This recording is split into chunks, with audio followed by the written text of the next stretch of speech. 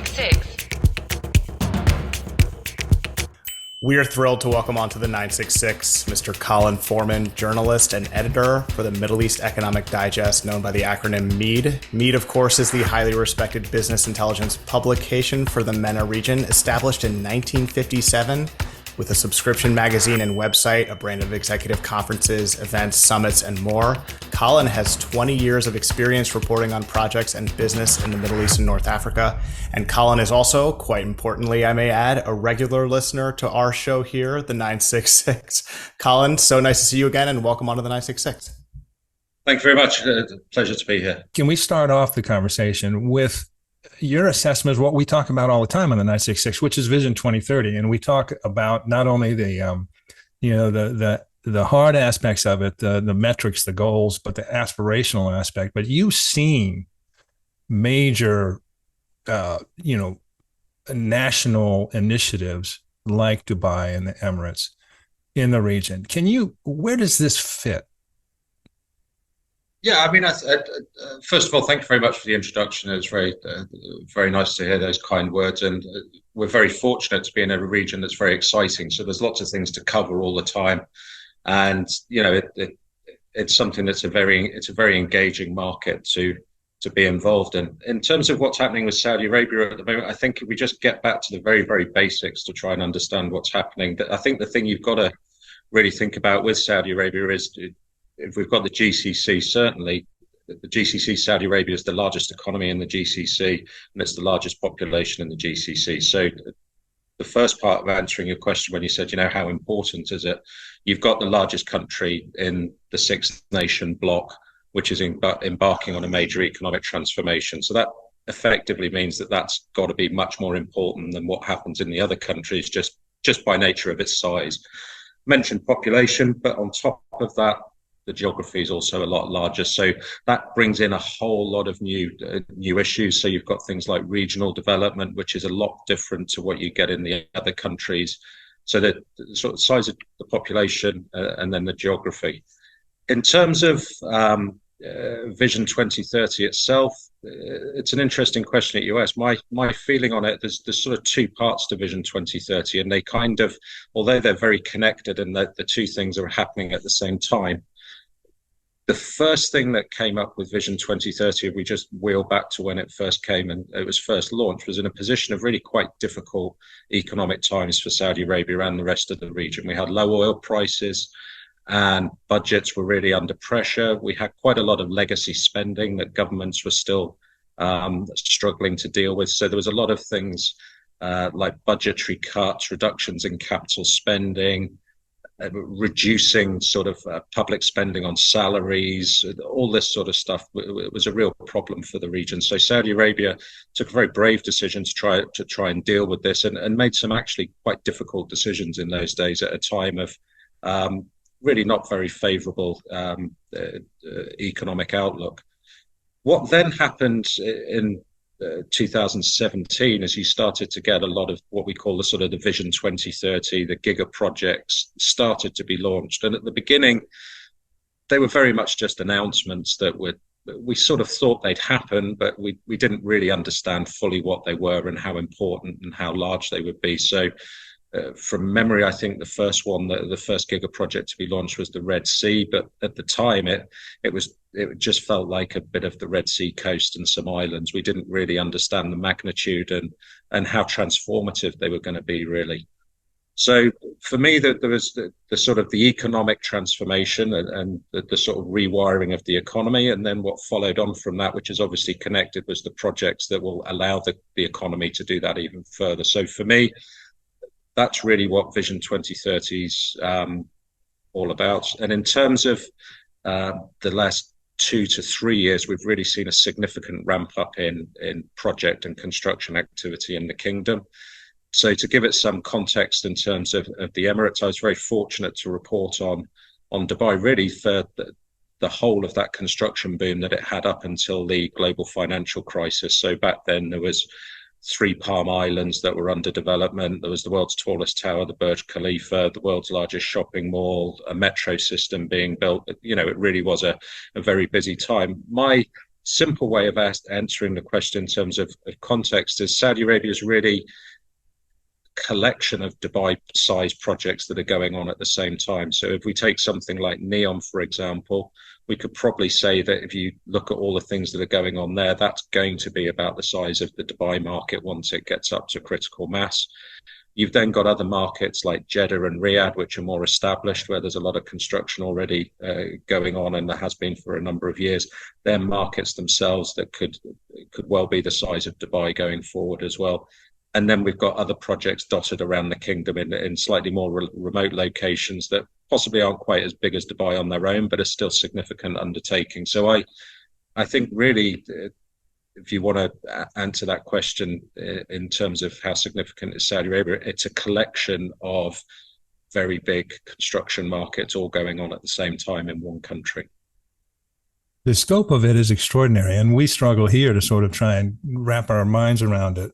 And that is interesting because you're saying that, you know, this is not, we want to come back to Riyadh, but this is not just in Riyadh. This is NEOM, this is Jeddah, Red Sea, and then obviously they're you know, looking at the Southwest as well, and so they're advancing on all fronts at the same time. Yeah, I don't have the numbers in front of me, but last year, just as a sort of playing around with that same sort of question in my own head, I thought I'd look at what are the biggest countries in the region in terms of construction activity, and this was contract awards last year, and NEOM itself was one of the largest. If you sort of took NEOM and separated it out from the rest of the Saudi market, was larger than a lot of other countries in the region just on its own. So that gives you an idea of the scale that's going on. We were laughing a couple episodes ago, Lucian, when we were sort of frequently the comparables for Saudi projects are states or countries, you know, like Belgium normally. Yeah, Red Sea is the size of Belgium, and NEOM is the size of West Virginia, and you know, so that gives you an insight as to the scale of this. One of the it's also reflected in this what seems to be just a tremendous acceleration in giga-project contract awards. So from 2017, it you know, to the middle of 2022, it has sort of inched up to about $20 billion in total contract awards. Since the middle of 2022, it's bumped up to 36. I mean, it's just I ran the numbers just the other day. It's up at 42 billion now. So basically double in a year.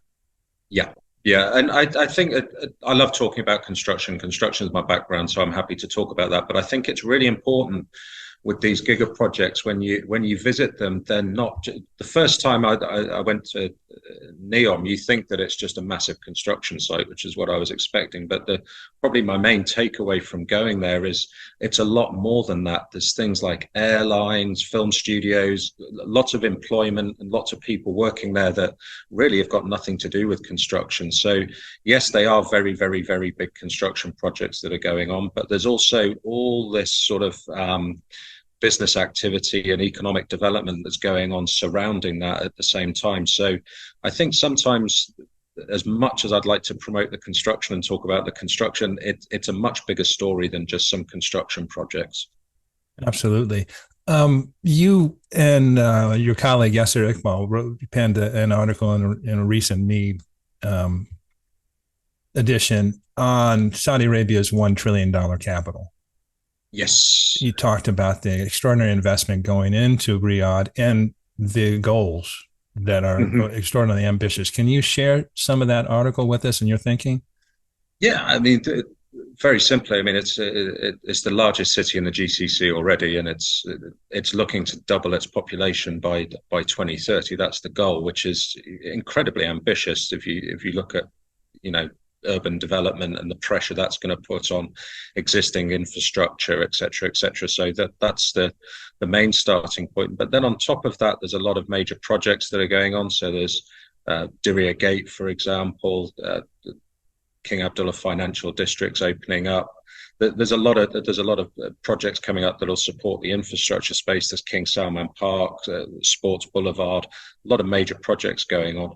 And then at the same time, which I think perhaps even more interesting and perhaps even more transformative in terms of Saudi Arabia's image in front of the rest of the world. There's this Expo bid, so there's an Expo master plan, and there's going to be a lot of development around Expo if Saudi Arabia is selected to host Expo, which I think is being decided at the end of this year. There's also talk of Football World Cup bids, so that, they could be hosting a very major global sporting tournament in a few years' time as well. So really, it's the population side. What does that mean in terms of infrastructure?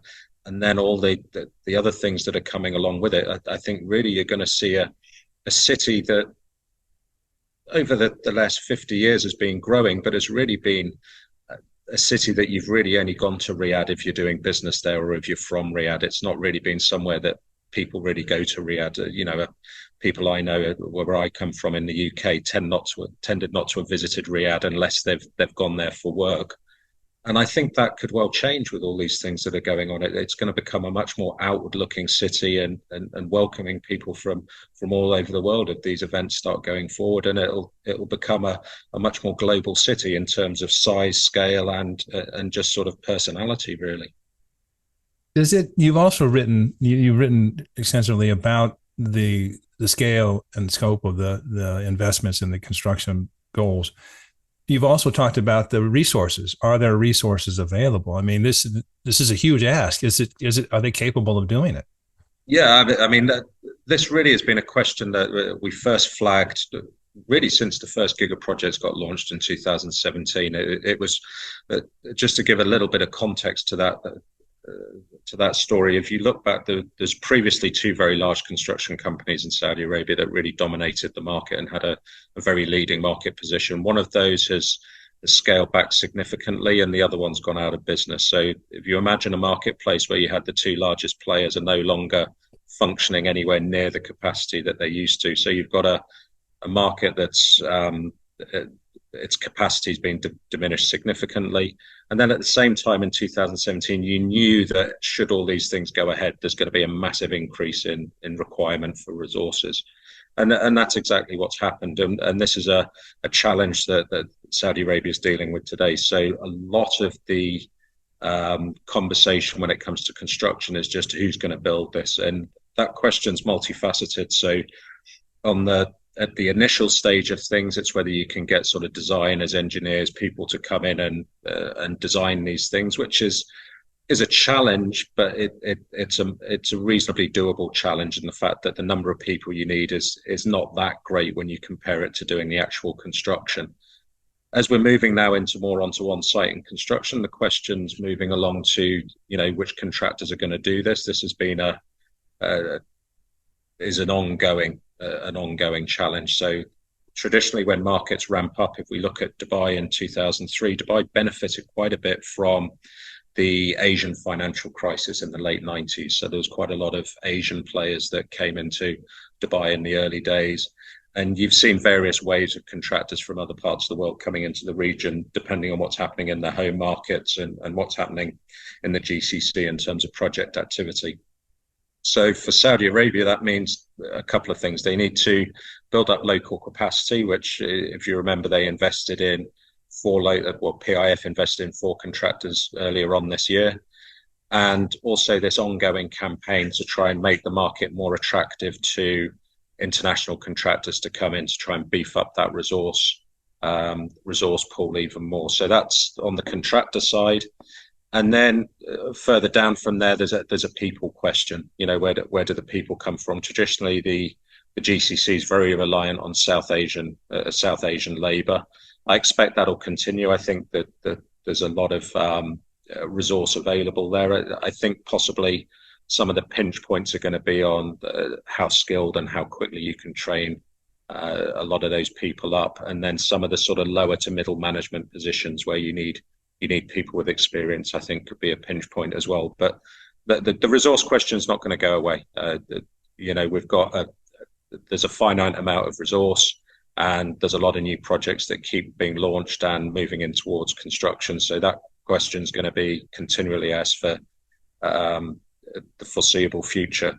On top of that, I think what you're seeing, just to get down to the sort of the nitty gritty on construction, you're seeing Saudi Arabia's relationships with the construction market changing quite a lot. So in the past, it's generally been a market where you've hired someone and paid them a fixed price lump sum contract. And it's been very much a sort of master-slave relationship between the project client and the contractor. To make Saudi Arabia more attractive, they're becoming a bit more sort of partnership focused. So you'll work with a contractor, maybe help develop the design, have some contractual conditions that will make the project more attractive to a contractor than it would be if he was taking on all the risk up front. So that relationship's very dynamic at the moment. So it's very interesting to watch, and it's going to continue to be interesting to watch. Let's talk a little bit about PIF and the markets. And you were up at NEOM, and you saw not only the construction but all the other ancillary initiatives ongoing that aren't necessarily construction oriented. But PIF seems to be involved in all of these areas and all of these phases.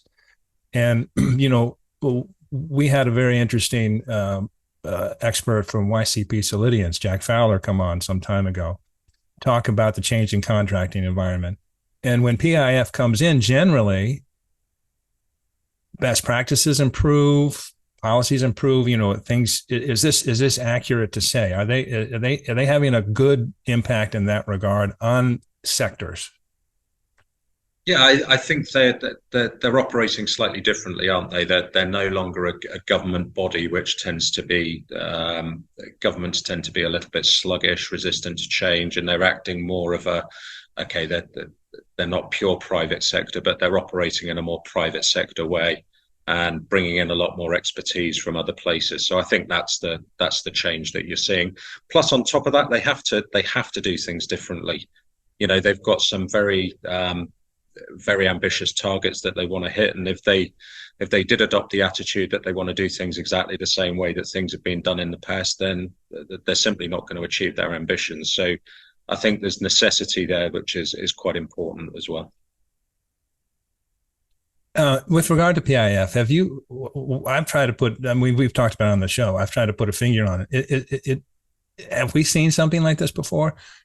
An entity that is responsible not only for external investment but also driving domestic sectors, transforming non-business sections, basically leading the charge in tourism, aviation, you name it, construction. I mean, just it's out there in front on all of these markets, and with the intent to eventually pull back and let private sector fill some of the gaps.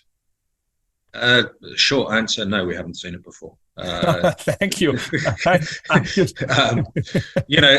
we look around the region for comparisons, you've got some very large sovereign wealth funds. The Kuwait Investment Authority invests outside Kuwait. They've got a mandate not to get involved in Kuwait. It's a balanced fund, right? It invests outside of Kuwait.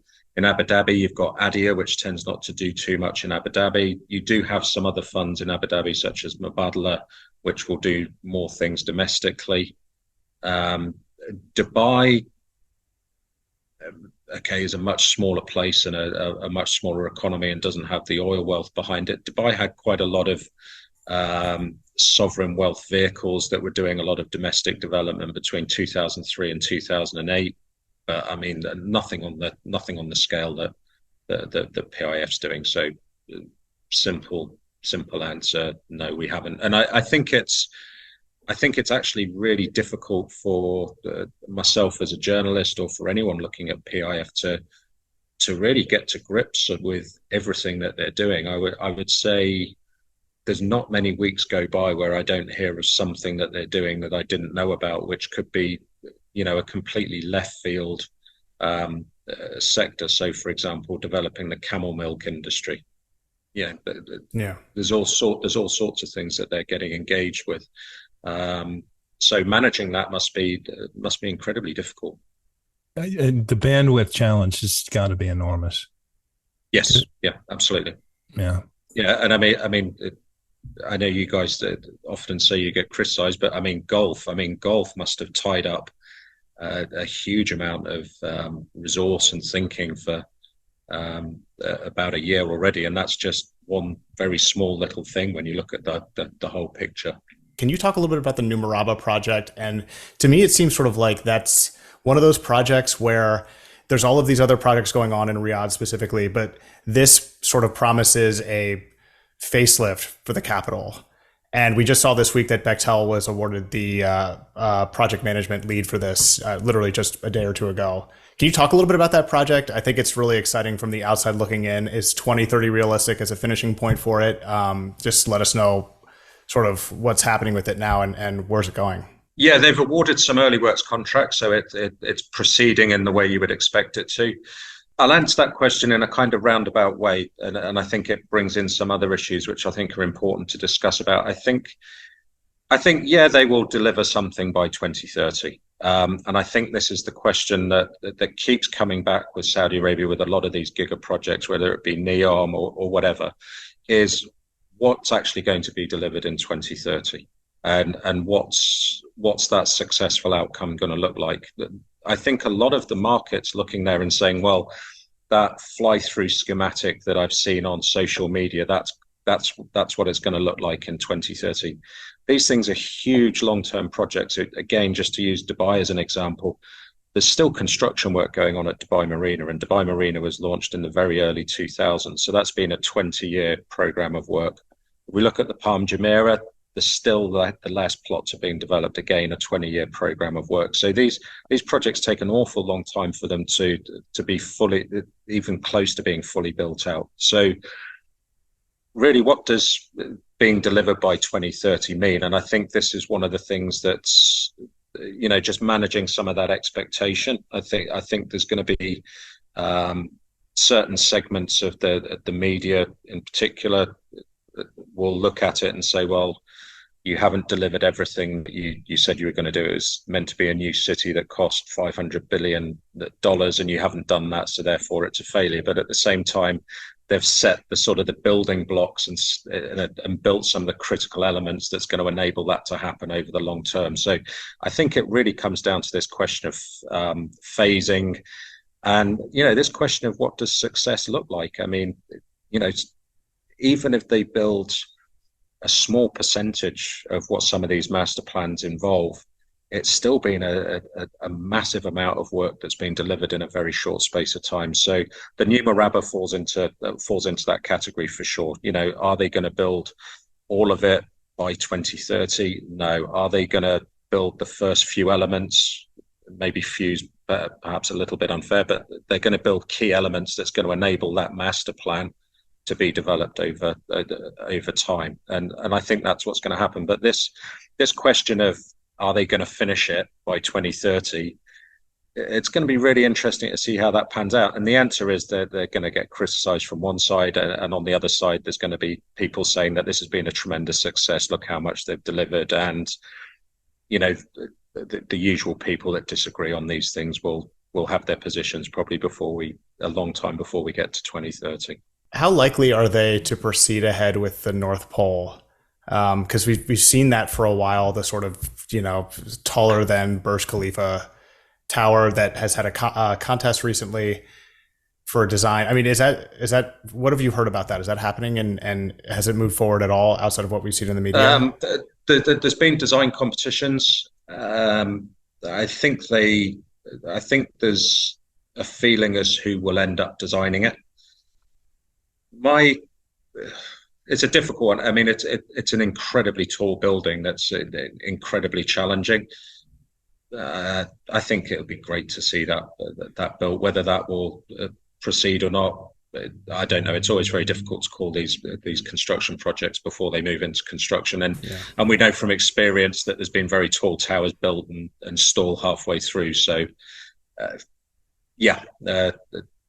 think we need to just wait and see. And again, that comes back to the, what's happening with the contractor market and things like that. I mean, a contractor can afford to pick and choose his work in Saudi Arabia a little bit at the moment, and a project, just by the nature of the engineering, is very, very risky. Mm-hmm. So they might prefer to work elsewhere. So there's lots of moving parts there. So I wouldn't want to take a call on that personally. Yeah. Back to your comment about expectations. If this were a blog or social media, I would upvote that 1 million times. Mm-hmm. managing expectations, and I think you put it, Saudi Arabia is expected to be criticized one way or another, but the reality has nothing to do with full achievement of the goals in 2030. It has everything to do with what direction you're headed and how far along the path you are. Yeah, I mean, just having a discussion about it. I mean, you could argue it would be a terrible thing if they delivered everything on 2030. That would mean everyone just get, thanks, job done. Let's get, Yeah. let's just go back to bed. So, in some ways, it's better that it is part finished and there's more to come. So, there's lots of different ways to look at it, and a lot of the time people have their own preconceptions that they're gonna, their minds are kind of made up before the facts get put in front of them. In terms of big projects in Saudi Arabia, you in your article you've noted top 10 Riyadh plants, and New Murabba was at one, and it's fascinating to watch progress. So, for example, the Red Sea project has moved along; it's almost ready for delivery. Diriyah Gate has moved along. What's not even listed in the top 10 here is Qiddiya, which was early out of the gate. Yeah, that was a slight editorial decision. I mean, we're fortunate in the fact that there's so many projects in Riyadh. We decided, just from a geographical point of view, just to say Qiddiya is kind of a little bit too far out of town. So 45 kilometers outside. Yeah. But that doesn't really belittle the scale of the project at all, frankly. But again, just two thoughts. That's a testimony to the number of things that are going on at the same time. And also the fact that some of these all these move at their own pace. Yeah. And you can't put the same template on all of them. It is interesting. Yeah. And I also laugh with Lucian. Lucian and I laugh because Lucian loves the huge, ambitious project like the North Pole and like the Cube and New Murabba. And I'm going, well, the thing about New Murabba is, that's 100,000 new housing units and a whole, landscaped, thought out community and a big important part of town. But that Cube and the Cube. But this is a fascinating thing about Saudi Arabia and what we've dealt with nonstop with the 966. So here's the glitzy announcement. What's the reality and what's meaningful? Yeah, I mean, we've talked a lot about the giga-projects, but there's an awful lot of other project activity which is going on in the kingdom as well, which I think is really important to talk about. So, you've got the railways, a lot of railway projects, so things like Land Bridge that are starting to move forward after a long time. You've got additional bits of metro work, for example, in Riyadh. There's a lot of things happening with rail. Obviously, there's rail at NEOM as well, and also more sort of smaller rail networks within various giga projects. So there's that infrastructure piece. You've got an awful lot of power generation. You'll have seen in the press over the last week, there's been a lot of talk about Saudi Arabia's nuclear power ambitions, a lot of solar power being developed. So that's on the sort of power side. Wastewater, that there's new wastewater networks being put through, also desalination projects and water transmission, roads, which tend not to get some of the headlines that some of the other projects don't, because they don't kind of leap off the page with very, very fancy designs. But there's an awful lot of that development that goes along with it, which is absolutely crucial to what's going on. And we haven't even mentioned oil and gas yet, which is traditionally the largest project story within Saudi Arabia, where there's a lot of investment going on. And then on top of that, a lot of downstream development and things like petrochemicals, and then related to that, other industrial development. So things like steel plants, shipbuilding. So there's a lot of development across all the project sectors. And just to perhaps finish that little piece, you've then got all the transport infrastructure as well, which I mentioned rail, but you've also got ports being developed and airports. So it's really a very broad suite of projects that are being developed on top of the sort of the glitzy, more real estate focused pieces that you tend to see the imagery for. And falling under the vision too is also the revamp of their academic and their educational environment. Yes. Order, trying to turn out qualified Saudis, which is a generational thing, but they have to start now, and they've begun. And just another thing that falls under this umbrella of Vision 2030. Speaking to how broad and multifaceted it is. Yeah. Yeah, and I mean, I think it's a very interesting market to watch at the moment. I try to explain to people from outside the region when they ask me. I say, it's almost like watching positive change in real time, which is quite often when you see countries change very rapidly, it tends to be negative. There'll be a revolution or something like that. It's quite unusual to see positive change in a country happening almost in real time in front of your eyes. Every time you go out and have a look around, something's changed significantly. So yeah, an awful lot of change going on. Like I said, I think really the important question for that 2030 question is just what are people's expectations and how are those expectations managed? And I think that's really perhaps the most important question that's going to does it need to be answered? No, but that's going to be the thing that I think is going to dominate a lot of what goes on as we lead up to 2030. Yeah, if we take the line, for example, at NEOM, where there won't be a 170 kilometer long building delivered by 2030. That's beyond the realms of what's possible. However, there will be a significant section of the line which is delivered, which will be an enormous undertaking. Is that a success or a failure? I'm sure there's going to be people that turn around and say, well, you haven't built the whole 170 kilometers of the line, therefore it's a failure. And there'll be a lot of people, certainly the people involved in the project, and a lot of other people will say, well, hang on, let's just take a step back for a moment. They've just built something that is absolutely unprecedented in scale, and you're still saying it's a failure because you haven't done the full 170 kilometers. That's the kind of discussion we're going to be having over the next few years. And I don't think that the two will ever fully agree. But I guess that's good. Yeah. So let me ask you a sort of an intangible question, sort of based on your deep experience in the region.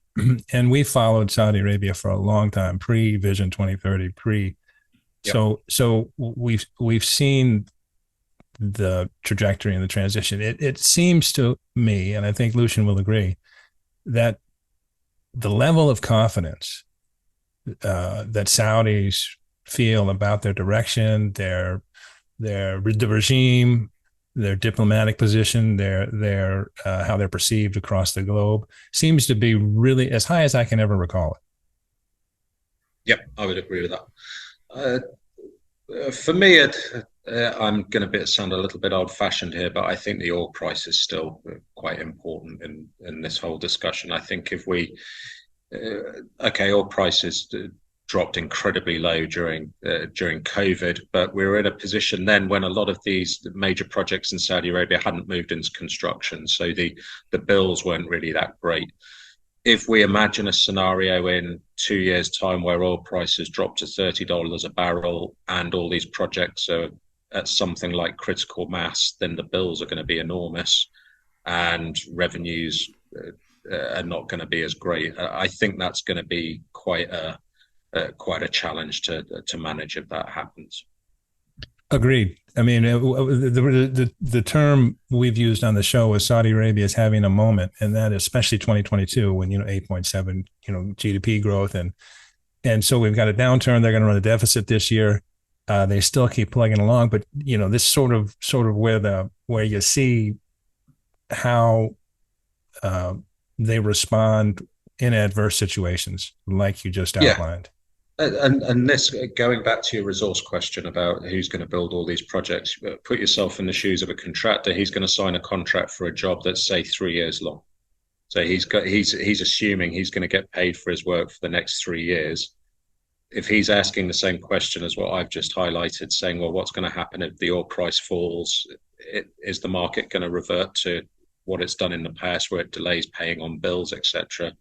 I'm going to be quite significantly exposed here, and that's a problem. Now, at the moment, there's a lot of noise coming out saying, no, things are very different now. These are long-term projects. We're committed to it. But a lot of people have got to take a leap of faith over that time period going forward, and not everybody will be prepared to do it.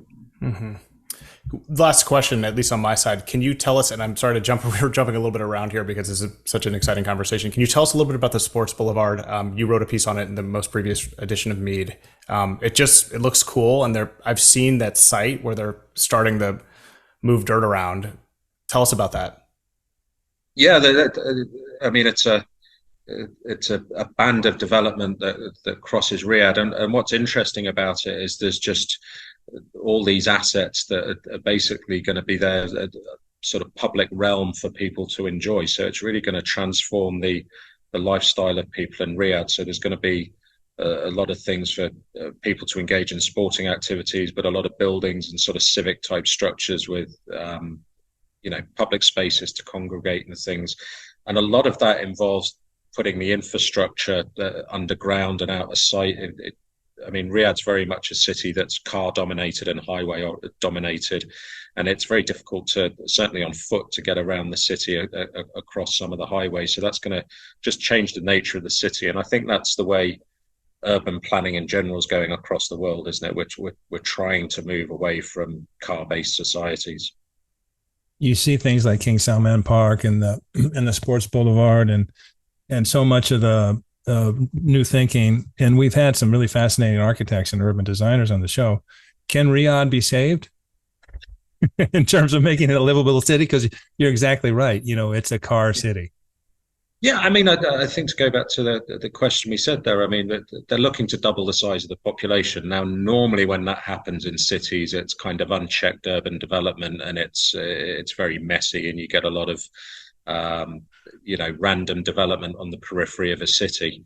I think what they're trying to do in Riyadh is build some things that are a lot better, while at the same time try and grow the city. So, yeah, I think it's going to be a very different city going forward. And just to go back to a comparison with Dubai, when I moved to Dubai in 2003, the pavements were pretty bad. The walking experience was not great. I'm not saying the walking experience is perfect in Dubai now, but it's a lot better than it used to be. And, there's things like cycle tracks, a lot more pedestrian crossings. So, yeah, it can be saved. I mean, there's a lot of change that can be introduced to do things. And it's not just on major projects. It's a lot of smaller things that need to be improved as well. And in some ways they're more important than the big projects. And in keeping with the theme, because I think it's important, because I didn't mention the metro in terms of improving the quality of life in Riyadh. And, the comparison point, and this is from your article, the comparison point for 2022 investment in contracts, the enormous amount, 22 billion, was 2013, which is really a big bump only because that metro contract was signed. So, yep. But it's important, so that's 2013. It will probably be delivered this year or shortly. So roughly 10 years. That's a reasonable timeline. And, going back to that everybody needs to maintain a sense of perspective about what it takes to accomplish what's trying to be done. Yeah, and on top of that, what often happens with construction projects, while they're a bit late and while they're being delivered, there's a lot of, that's a complete failure. Look at that thing that was meant to be delivered 2 years ago. And what I remind myself frequently is once these things open and people start using them, everybody forgets about the issues that went on in the construction. That it's not entirely true in some other markets where you might get sort of parliamentary inquiries and things. So but generally speaking, people tend to forget about the issues during construction once the project's open, providing you've delivered a project of good quality and people use it. Yeah.